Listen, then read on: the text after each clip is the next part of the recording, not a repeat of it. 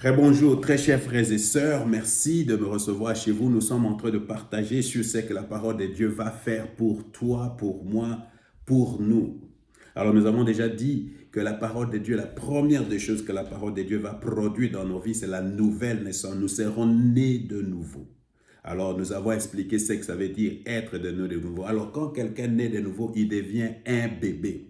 Alors pour passer de l'état de bébé à l'état d'adulte, c'est-à-dire à l'état où on peut commencer à distinguer le bien et le mal, à recevoir un esprit de discernement, nous devons désirer ardemment la parole de Dieu, nous devons goûter à la parole de Dieu.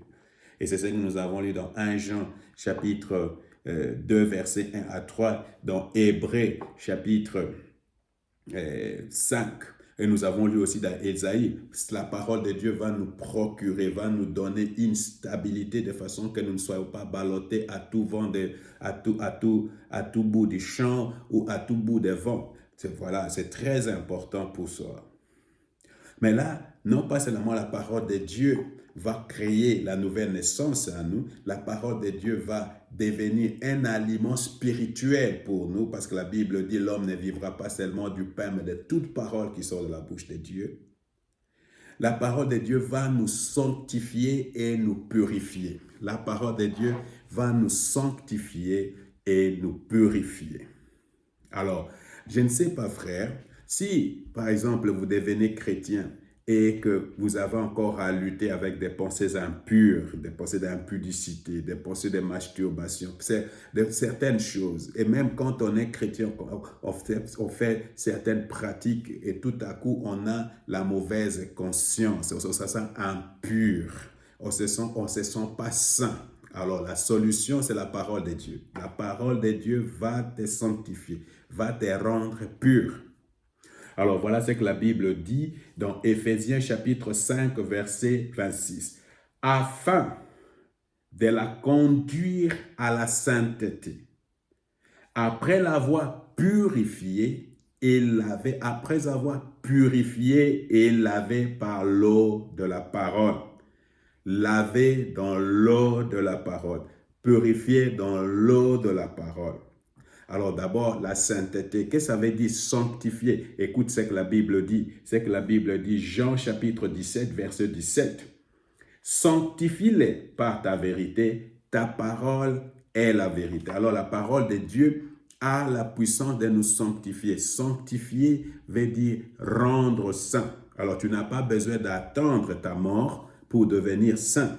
À partir de ce moment seulement, tu es déjà saint parce que la parole de Dieu te sanctifie, te met à part pour Dieu.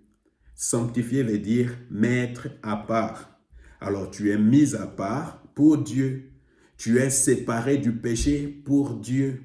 Tu es séparé du monde pour Dieu. Tu es mis à part, tu deviens quelque chose de spécial pour Dieu. Alors pour devenir quelque chose de spécial pour Dieu, quelque chose de saint pour Dieu, tu dois être sanctifié par la parole. Alors, ça veut dire tout simplement que nous sommes séparés du péché. Ça veut dire, aujourd'hui, là, moi, je n'ai pas encore péché, mais la racine du péché n'est plus à moi. La vie de péché n'est plus à moi. C'est pourquoi la Bible dit, les enfants de Dieu ne pêchent plus ou ne pêchent pas. Alors ça, c'est un Jean. Maintenant, dans Jean chapitre 15, verset 3, la Bible dit, déjà vous êtes purs à cause de la parole que je vous ai annoncée. Vous êtes purs à cause de la parole que je vous ai annoncée. Là, pas purifier. Qu'est-ce que ça veut dire purifier? C'est rendre pur. Alors la parole de Dieu nous rend purs. Comment la parole de Dieu nous rend purs? La parole de Dieu nous lave de nos souillures.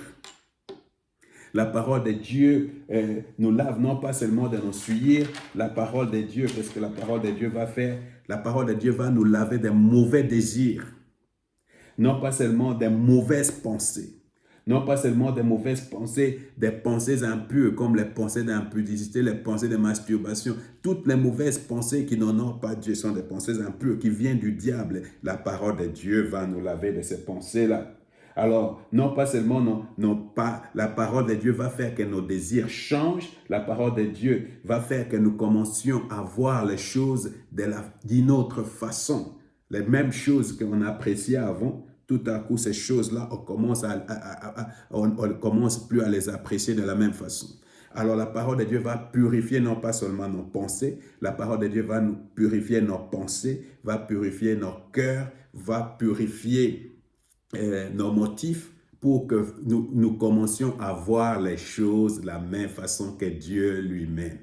Alors c'est pour cette raison que cette parole est importante. Non pas seulement la Bible dit, la parole c'est un miroir, parce que c'est une autre façon de nous purifier, mais la parole de Dieu est comparée à de l'eau qui purifie, qui rend pur, qui rend saint. Alors frère, il faut mettre du temps à aller dans la parole de Dieu et tu vas voir, il y aura un changement au niveau de nos pensées et de nos motifs. Que le Seigneur vous bénisse.